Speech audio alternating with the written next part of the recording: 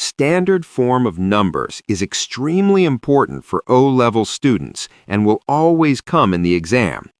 You must remember that calculators are not allowed, and it comes in paper 1.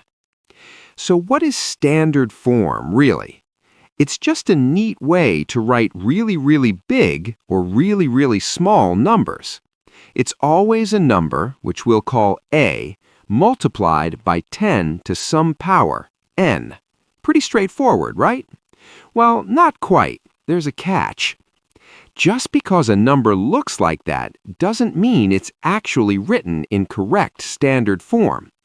A number is in standard form only when the first or leading number A is between 1 and 10, and then it is multiplied by 10 raised to some power, n. Let me explain. The number A has to be greater than or equal to 1, but it must be less than 10. 9.99 is okay, but not 10, and anything less than 1, like 0.5, definitely not. Some examples are given below, and we will identify which ones are in standard form and which ones are not. We see that 10 raised to the power 4 is with every number, so we will check the first number, A. Let us see examples.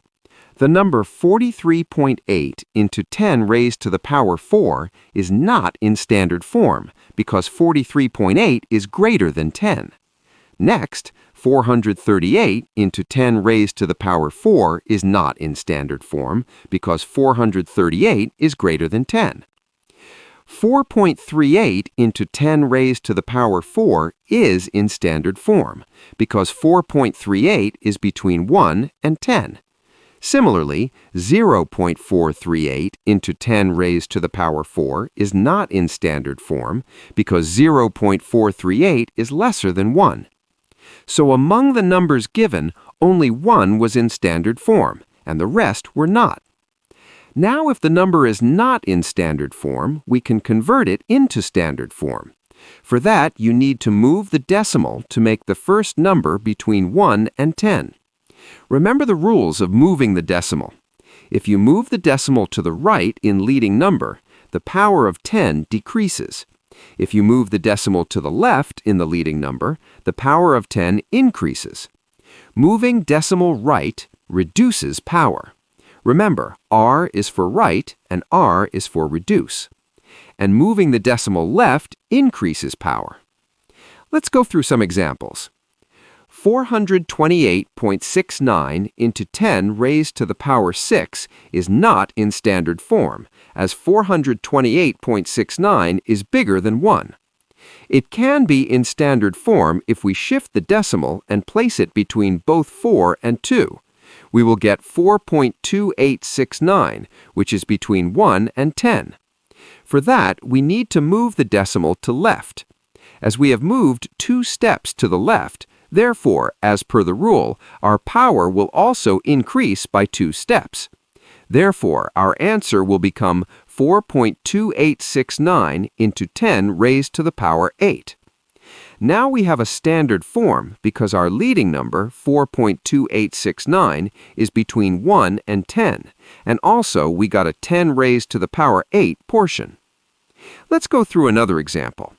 584.015 into 10 raised to the power 5. Again, we need to move the decimal to the left to convert the leading number between 1 and 10. In this case, the leading number will become 5.84015 after moving the decimal 2 steps to the left. The power will also be increased by 2, as we have shifted the decimal 2 steps to the left. So we get 10 raised to the power 7. Therefore, our answer will be 5.84015 into 10 raised to the power 7. Let's move to the third example. 0.00804 into 10 raised to the power 9. Here we have the leading number less than 1, and our goal is to make it between 1 and 10. So what will we do? Yes, we move decimal to the right. We shift decimal 3 steps to the right to get 8.04. The exponent will also decrease by 3 steps as we have moved the decimal to the right 3 steps. And our final answer will be 8.04 into 10 raised to the power 6. Let's get some more practice. Next example is 0.932 into 10 raised to the power minus 2. First thing is to check if it is in standard form. It is not, as the leading number is not between 1 and 10. To make the leading number between 1 and 10, we move decimal to the right. But how many? If your answer is 1, you're absolute correct. We shift decimal 1 step to the right to get 9.32. The exponent will also decrease by 1 step as we have moved the decimal to the right 1 step. So minus 2 minus 1 become minus 3. Here you have to be extra careful with the signs. And our final answer is 9.32 into 10 raised to the power minus 3. Okay, but what about a regular number like 385,000? There's no 10 to the power of something here. What do you do? If a number has no 10 to the power of something, it's simple. Wherever you get a number with no 10 to the power of something, you just multiply 10 to the power of 0 to the end. Now, you may be asking why we're multiplying it with 10 to the power of 0. It's because we want to add the power of 10 portion without changing the value of the number. Since 10 to the power of 0 is just 1, you haven't changed the value of the number at all by multiplying it with 10 to the power of 0, or in other words, 1. After adding the 10 raised to the power portion, then you just convert it to standard form, like any other number we have practiced, right? Great. So we write 385,000 as 385,000 times 10 to the power of 0 to add the power of 10 portion. Now we convert it to standard form by shifting the decimal to left by 5 places in leading number. This will also increase the exponent by 5. Finally, the answer is 3.65 into 10 raised to the power 5. Okay, our next number is 0.000513. Here, again, to add power of 10 portion, we multiply it by 10 to the power of 0. Therefore, our number becomes 0.000513 into 10 to the power of 0. Now, to convert it to standard form, we will shift the decimal to the right by 4 places, and we get 5.13. Here, the exponent portion will also decrease by 4, and our final answer will become 5.13 into 10 raised to the power minus 4. Now we will see how to add, subtract, multiply, and divide standard form numbers. First, addition and subtraction. When adding or subtracting numbers in standard form, first, their powers of 10 must be the same. If the powers of 10 are not same, then adjust the smaller or larger power using decimal shifts until both powers are equal.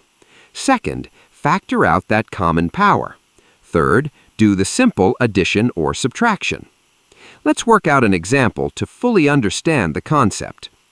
3.6 into 10 raised to the power 5 plus 4.5 into 10 raised to the power 7. We cannot add these two numbers till their power of 10 is same, so we convert both the power of 10 to the power of 5 or to the power of 7 by reducing or increasing the power accordingly. After making powers equal, we add the numbers. Okay, let's increase 10 to the power 5 to 10 to the power 7. Since we are increasing the power, so what will happen to the decimal portion? Will it shift left or right? Well, as explained earlier, by shifting decimal left, power increases. In same manner, if we increase the power, it will result in shifting the decimal to the left. Therefore, we shift the decimal 2 places to the left, and our number becomes 0.036 into 10 raised to the power 7. Now both the numbers 0.036 and 4.5 are having same powers of 10. We can take the same power of 10s as common, and we get 0.036 plus 4.5 whole multiplied by 10 to the power 7, which gives us 4.536 into 10 raised to the power 7. This example can also be solved by converting 10 to the power of 7 to 10 to the power of 5. For that, we reduce the exponent from 7 to 5 in 4.5 into 10 to the power of 7. We shift the decimal to the right as R for right and R for reduce. We get 450 into 10 to the power of 5.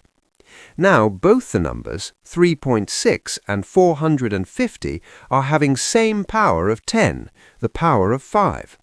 We take 10 to the power of 5 common and get 450 plus 3.6 whole multiplied by 10 to the power of 5. Finally, we get 453.6 into 10 to the power of 5. Here, a lot of students make a mistake. They forget to change the final answer back to the standard form.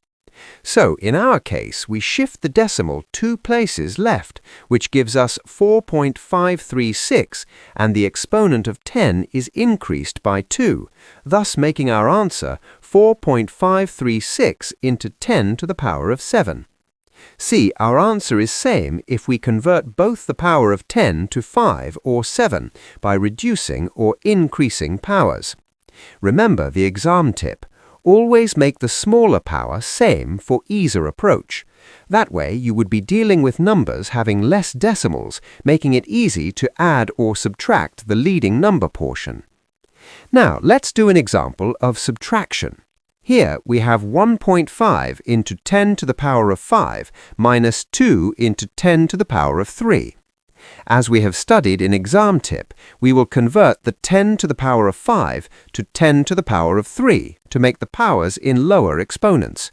So 1.5 into 10 to the power of 5 becomes 150 into 10 to the power of 3. By now you should know that once we shift the decimal in leading number, write 2 steps, as we have reduced the power by 2. Now we have 150 into 10 to the power of 3 minus 2 into 10 to the power of 3. Taking 10 to the power of 3 common, we get 150 minus 2 whole multiplied by 10 to the power of 3, which gives us 148 into 10 to the power of 3. Don't forget to change the answer into standard format. Here we shift the decimal 2 places to the left, giving us 1.48. Our exponent also increases by 2, and our answer becomes 1.48 into 10 to the power of 5. Before going to multiplication, let's recap what we have studied. Remember, when adding or subtracting numbers in standard form, first make those powers match. Second, factor out that common power. Third, do the simple addition or subtraction. The powers of 10 have to be the same before you can do anything else. And here's a little exam tip for you. It's almost always easier to change the powers to match the smaller of the two. It just helps you avoid working with messy decimals, as calculators are not allowed in Paper 1. Now, coming to multiplication, the rules here are incredibly straightforward. For multiplication, you just multiply the front numbers together and you add their powers. For division, you divide the front numbers and you subtract the powers. No need to make the powers match first or anything. However, in such sort of questions, examiner will check your decimal portion of multiplication, so you have to be careful and attentive while solving it. Let's do an example to clarify the concept. 2.4 into 10 to the power of 4 multiplied by 2 into 10 to the power of 3. When we multiply 2.4 with 2, we get 4.8. We also add the exponent portion, which gives us 10 to the power of 4 plus 3. Therefore, we get 4.8 into 10 to the power of 7. Finally, check if it is in standard form.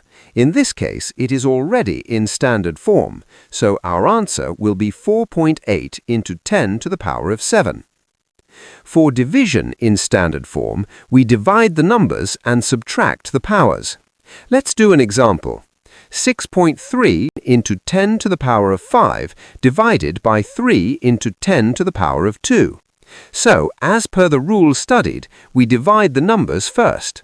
6.3 divided by 3 equals 2.1, and now we subtract the exponents, 10 to the power of 5 minus 2. So, finally, our answer is 2.1 into 10 to the power of 3 in standard form. Now, let's study how to arrange numbers in ascending or descending order. The process is actually a lot like addition. First, you have to convert every number so they all have the same power of 10. Once the powers are identical, you can pretty much just ignore them and compare the leading numbers. But for getting full marks, it's crucial that your final answer has to use the original numbers just written in the correct order. Here is an example. Arrange the following numbers in ascending order. 423.8 into 10 to the power of 6, 0.0034 into 10 to the power of 10, 48 into 10 to the power of 4, and 0.08 into 10 to the power of 7. By looking at the numbers in first glance, we cannot compare them till the time their exponent of 10 is same. So what we have to do? Of course, we bring all numbers to the smallest power of 10, then compare their decimal parts. So, what is the smallest exponent number in the given numbers? Correct, it is 10 to the power of 4. First, we write the smallest power, that is 48 into 10 to the power of 4. Now, the second smallest exponent, that is 10 to the power of 6. So we need to convert the 423.8 into 10 to the power of 6 to 4. I'm sure by now it's pretty easy to figure out what needs to be done. Exactly, we shift the decimal 2 steps to the right, so it becomes 42,380 into 10 to the power of 4. Next, we take the number 0.008 into 10 to the power of 7. We reduce its exponent from 7 to 4 and shift the decimal to the right by 3 steps, and it becomes 80 into 10 to the power of 4. Finally, we take the number 0.0034 into 10 to the power of 10. Here we reduce the exponent from 10 to 4, which is reducing by 6 steps, and also shift the decimal to the right by 6 steps, thus giving us 3,400 into 10 to the power of 4. We have converted all numbers to the smallest power of 10. Now, in second step, we need to compare their decimal parts. For time being, we ignore the 10 raised to the power of 4 portion of all numbers, as now it is same in all numbers. We write the numbers in their correct order by ranking them by the smallest number first. So our ranking becomes 48, 80, 3,400, and 42,380. In the final answer space, we write the original numbers according to the ranking, which is 48 into 10 to the power of 4, 0.008 into 10 to the power of 7, 0.0034 into 10 to the power of 10, and 423.8 into 10 to the power of 6. This completes the entire chapter on standard form, which you would be given a 4 marks question. Following will be expected out of you in such sort of questions: identifying standard form, converting into standard form, addition, subtraction, multiplication, division, and arranging numbers in correct order. So now you have the complete knowledge. You know every rule and every process for standard form. The only thing left to do is practice until it all becomes super easy.